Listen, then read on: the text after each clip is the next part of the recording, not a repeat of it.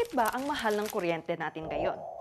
Hindi lang siya dahil nag-aircon ka. Tingnan mo ngang maigi ang electricity bill mo. Ayun, ang hirap niya palang intindihin. Pero TLDR, dahil siya sa makalumang electricity system natin.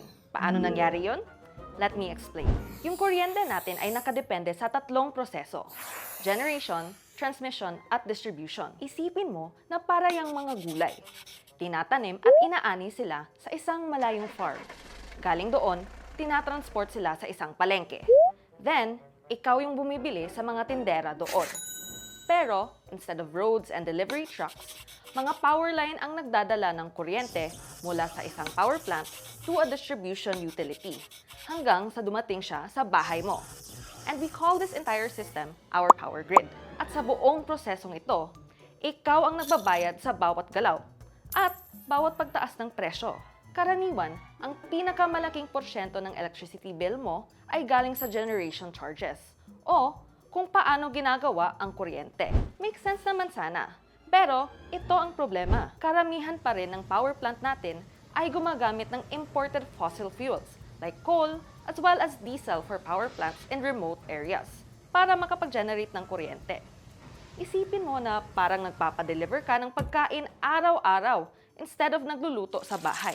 Wala ka nang magagawa kung biglang tataas ang delivery fee o ang presyo ng mga restaurant. So, bigla ring naging mas mahal ang pagkain mo. The same principle applies to your electricity. So hanggang ngayon, kung tataas ang presyo ng fossil fuel sa international market for whatever reason, wala na rin tayong magagawa kundi bayaran yon.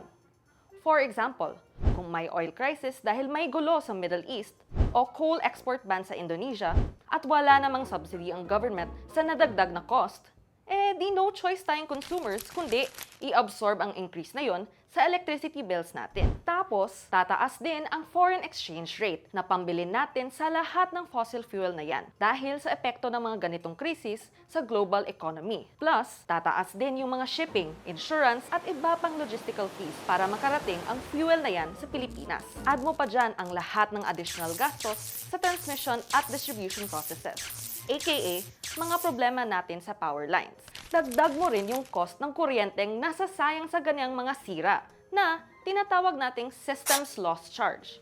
Plus taxes pa. Plus government-mandated subsidies. Yes, patong talaga.